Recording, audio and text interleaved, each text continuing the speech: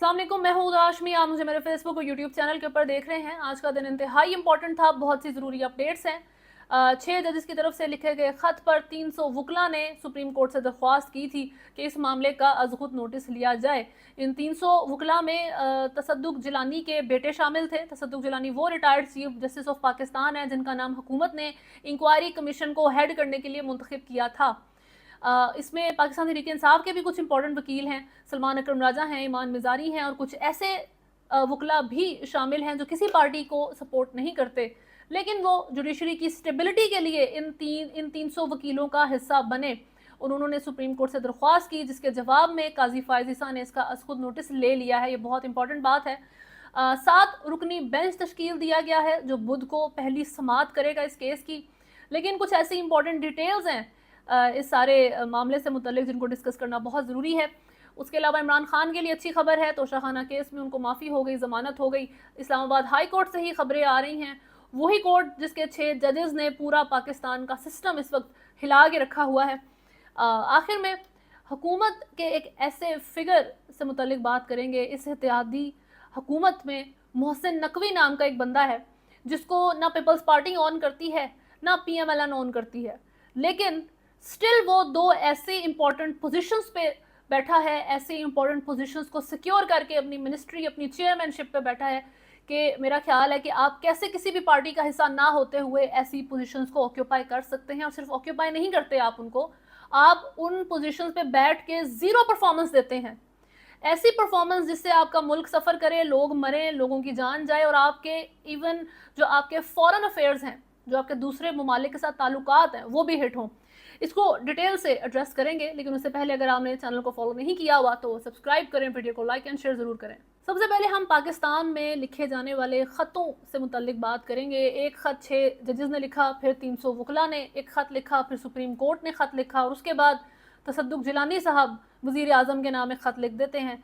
सबसे पहले तो 6 जजेस की तरफ से लिखे गए ख़त में ISI पर एलिगेशंस लगाई गई थी कि ये इंटरफेरेंस करते हैं जुडिशल मामलात में, प्रेशराइज करते हैं जजेस को, अपनी मर्जी के फैसले करवाते हैं। इस पर हुकूमत एक इंक्वायरी कमीशन बना देती है, तसद्दुक जिलानी उसका हेड होते हैं। PTI रिजेक्ट कर देती है इस पूरी कमीशन को, इन्वेस्टिगेशन को, कि हम हुकूमत के बनाए किसी कमीशन को मानते ही नहीं। 300 लॉयर्स की तरफ से एक रिक्वेस्ट की जाती है सुप्रीम कोर्ट से कि जी आप इसका अज़ खुद नोटिस लें, और सुप्रीम कोर्ट उसके जवाब में जो है हाँ कर देती है। अच्छी खबर है, उन्होंने 300 वकला की इस दरख्वास्त को एक्सेप्ट किया है और काजी फायज ईसा की तरफ से सो मोटो नोटिस ले लिया गया है इन 6 जजेस की एलिगेशन के केस से मुतल्लिक। तसद्दुक जिलानी जिनको इसका हेड बनाया गया था, इस इंक्वायरी कमीशन का हेड बनाया गया था हुकूमत की तरफ से, वो माजरत कर जाते हैं कि वो इस इन्वेस्टिगेशन को हेड नहीं करेंगे। जो ख़त उन्होंने वज़ीर आज़म को लिखा है उसमें उन्होंने मेंशन किया कि जो TORs हैं उसको लेके उनको बहुत से खदशात हैं। मैंने पहले ही अपने व्लॉग में मेंशन किया था कि TOR बहुत इंपॉर्टेंट चीज़ है। टर्म्स ऑफ रेफरेंस की बेस के ऊपर आप इन्वेस्टिगेशन को जो है वो उसकी स्टेयरिंग करते हैं, जहाँ मर्जी उसको मोड़ दें, जिस मर्जी को फंसाएं, जिस मर्जी को निकाल दें, चाहे वो बंदा उस में कल्प्रेट हो भी, तब भी आप अगर टर्म्स ऑफ रेफरेंस को फोकस करें तो आप उस बंदे को उस सारे मामले से ईजीली बरी करवा सकते हैं। तो तसद्दुक Jilani former chief justice of Pakistan का कहना था उस ख़त में जो उन्होंने वज़ीर आज़म को लिखा है कि जो इल्ज़ामात 6 जजेस की तरफ से लगाए गए हैं उनका टर्म्स ऑफ रेफरेंस में ज़िक्र ही नहीं है। ये ख़त पैरामीटर 209 के दायरा कार में आता ही नहीं है। तो इस लिहाज से उन्होंने फिर माजरत कर ली कि मैं नहीं हेड कर सकता जी, मैं इस मामले में नहीं पढ़ूंगा। और अपने लेटर में उनका फर्दर कहना है कि जजों के ख़त में सुप्रीम जुडिशल कौंसिल को मुखातिब किया गया है, तो इस लिहाज से कोई भी हुकूमत की बनाई हुई कमीशन इसका प्रॉपर फॉरम नहीं है इन्वेस्टिगेशन का। इस वजह से भी मैं माजरत चाहता हूँ। आज़म नज़ीर तारड़ वफाकी वज़ीर कानून, उनका कहना है कि हमने तसद्दुक जिलानी साहब से उनको सरबराह बनाने से पहले रजामंदी ली थी, उनको टर्म्स ऑफ रेफरेंस भी सारे पता थे, सब कुछ पढ़ाया था और उसके बाद उन्होंने बहुत खुशी से एक्सेप्ट की हमारी डील। बाद में वो इस पर एतराज़ कर रहे हैं। उनका जो लेटर जो उन्होंने वज़ीर आज़म को लिखा है माजरत करने के लिए, वो सुप्रीम कोर्ट के अज़ खुद नोटिस लेने से घंटा पहले वज़ीर आज़म हाउस पहुंच चुका था।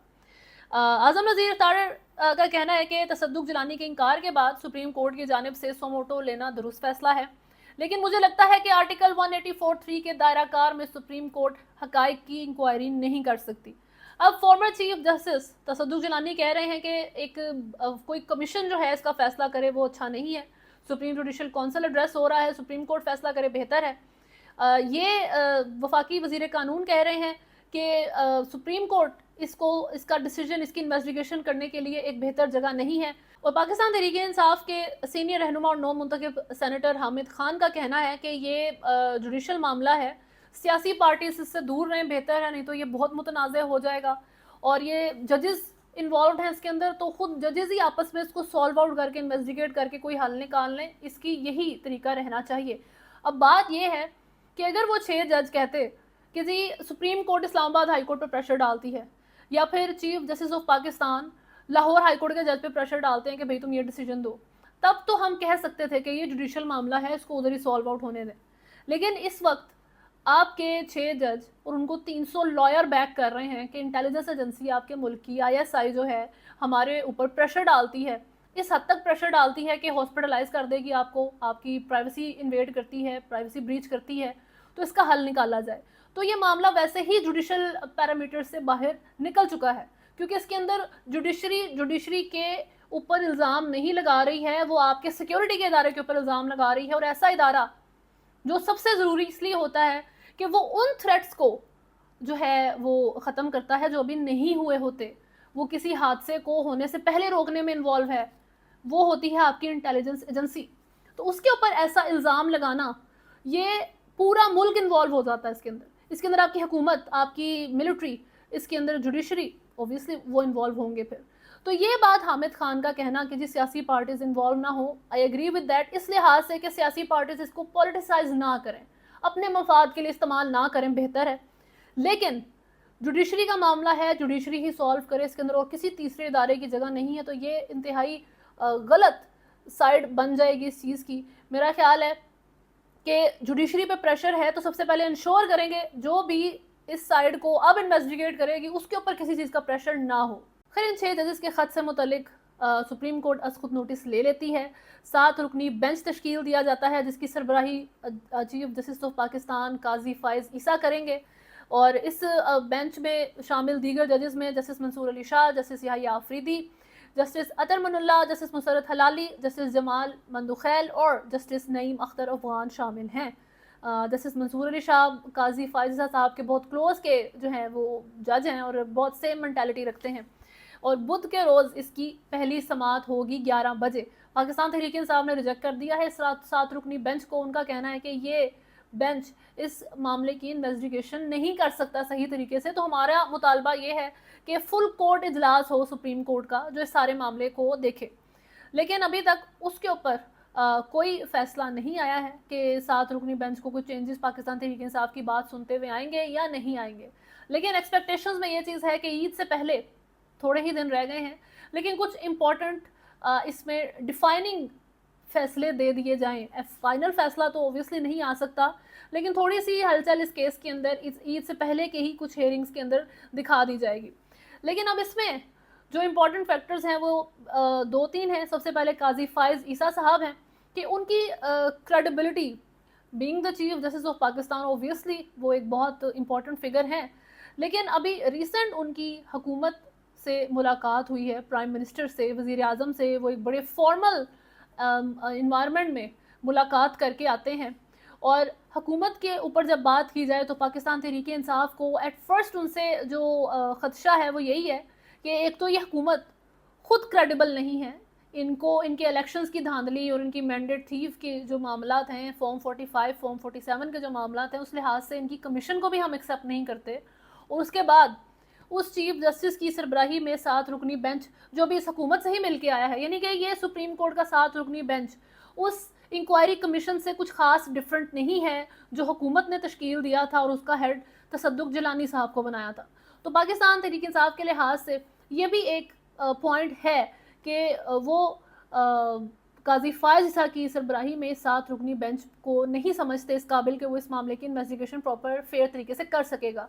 और काजी फाइज ईसा के लिए अभी रिसेंटली जो है उनको 3 साल की जो है एक्सटेंशन देने के भी मामला चल रहे हैं। तो उस लिहाज से ये कंट्रोवर्शियल होती जाती है उनका इस 7 रुकनी बेंच का हिस्सा होना। ओबियसली वो हिस्सा होंगे, लेकिन اس کا فل کوर्ट اجلاس بنا دیا جائے, فل کوर्ट اجلاس ہو سپریم کورٹ کا, یہ اس کا آلٹرنیٹ سب سے بہترین ہے اور پاکستان تحریک انصاف کا نیریٹو بھی ہے.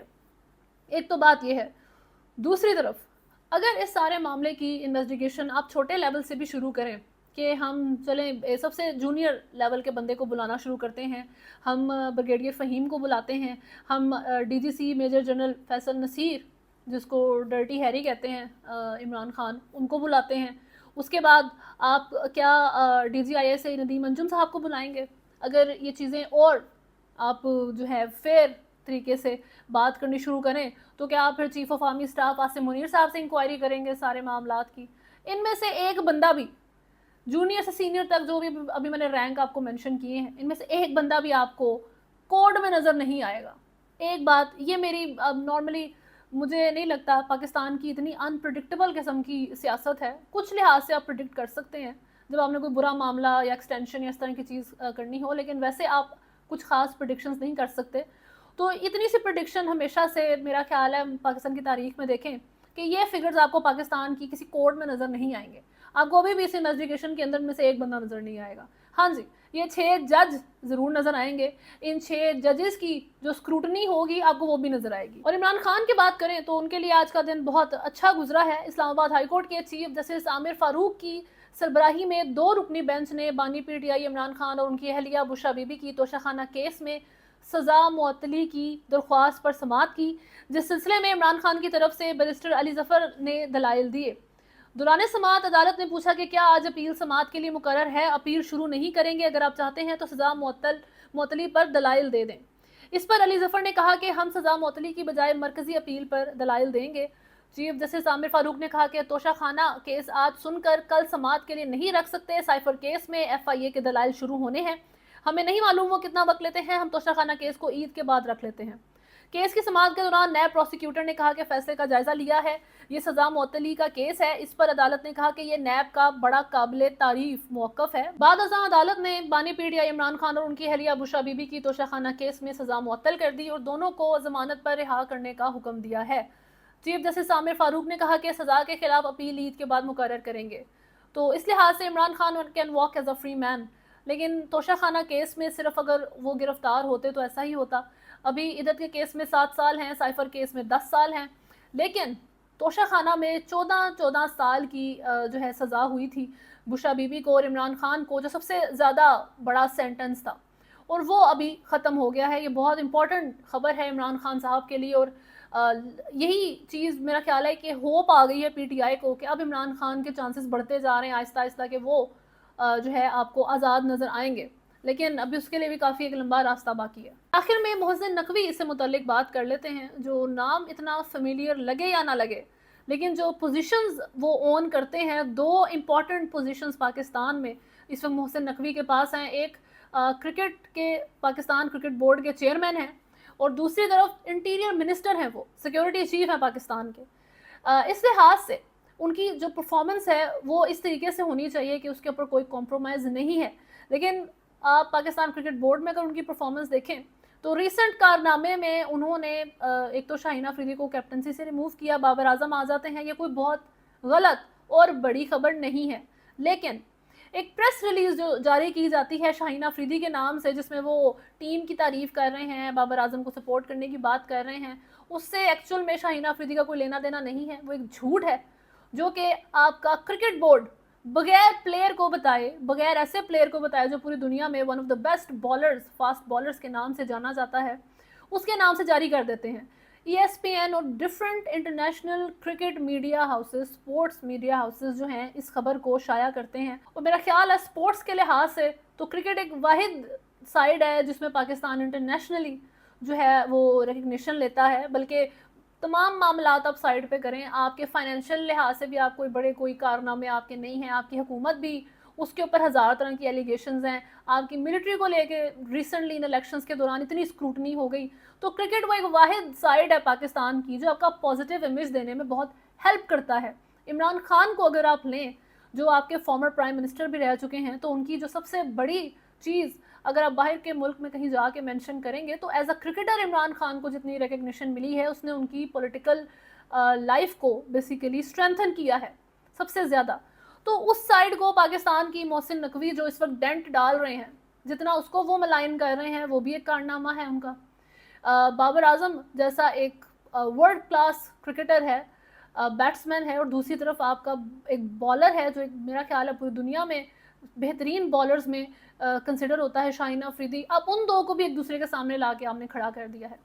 تو یہ لحاظ سے بھی محسن نقوی جو ہے ون آف ہز کائنڈ ہے. دوسری طرف as the interior minister of Pakistan آپ کے سیکیورٹی کے معاملات انشور کرنے ہیں، آپ کے انٹرنل افیئرس جو ہے وہ اچھے طریقے سے چلتے رہیں، یہ کام ہے محسن نقوی صاحب کا.